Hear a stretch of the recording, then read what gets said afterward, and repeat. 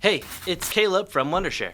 Today, I'm taking a few minutes of your time to break down what I learned from one of the biggest YouTubers right now, Emma Chamberlin. She's probably one of the biggest creators that are still making vlogs. The reason that's impressive? Vlogging hasn't been as popular as it used to be on YouTube. While creating this video, I learned you should be able to improve your content creation by staying true to yourself, keeping consistent content, and giving yourself breaks when you need them. That's why in this video, we're looking at some things that Emma Chamberlin has done in her videos to stand out and stand the test of time. How did she start out? How did she gain a following? And how does she keep that following without burning out? Emma's first video uploaded to YouTube was called City-Inspired Summer Lookbook. To get an understanding of how Emma evolved, let's watch a clip from 3 years later of her reacting to that same video. City-Inspired Summer Lookbook 2017, that's the title. City-Inspired, what the It's inspired by San Francisco. Okay, also why is the audio so awful? I can barely hear what I'm saying. I think it would be perfect for any setting. So, that's good. Am I surprised that nobody subscribed to me after watching this video? Yes. I mean, no, I'm not I'm not surprised. As you can tell, Emma didn't love her early videos. She doesn't care for the simple graphics, annoying sound effects, and the character that just doesn't quite feel like herself. So let's return to what Emma calls her first big video in a format that feels much more like herself. The dollar store. You know, you've probably been in there like once or twice for something like, I don't even know, what would you even go into the dollar store for? Like tissues, decorations for your 7th birthday party, I don't know. It's so great. Like the stuff that I got, your mind is gonna be blown. This one has some elements that stick around in Emma's videos to this day. Her super fast-paced comedy style and exploding personality. But it still has some room to grow when it comes to audio, visuals, and editing.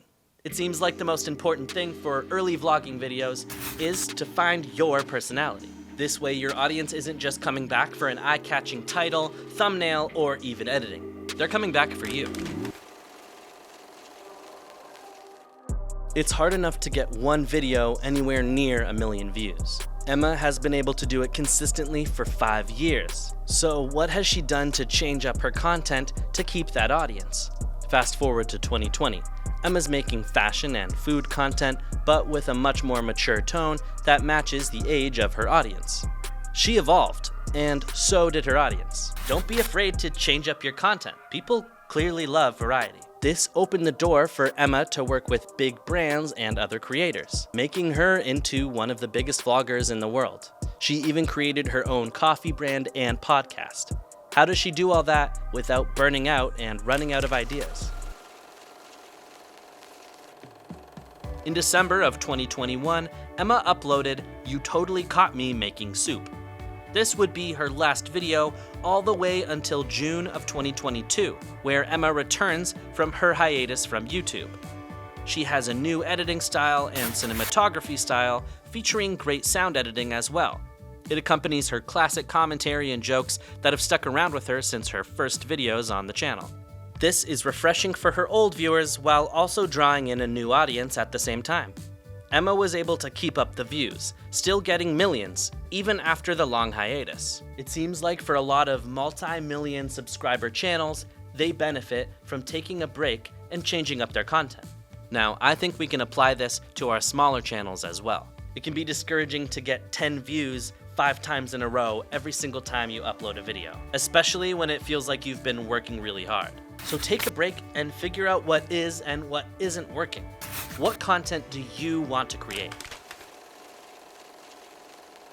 Emma Chamberlin was able to get from 50 views a video to millions, mostly by just being herself, but also evolving and growing her content with her audience so they don't lose interest, and taking long breaks when she needed them to recharge her creative batteries. In my opinion, we can learn a lot from that in our own content creation. Emma says it best in a clip from her recent Hot Ones interview. Because I feel like video creating in general should be fun. Obviously there is sort of, we want this to perform well, we want this to do well, we want this to get a lot of views, blah, blah, blah, blah. There's a lot of that, and you can't always escape that. But I think when a show or a series is just like rooted in fun in some way, that's what excites me. And like sharing information, having a cool conversation. That inspires me.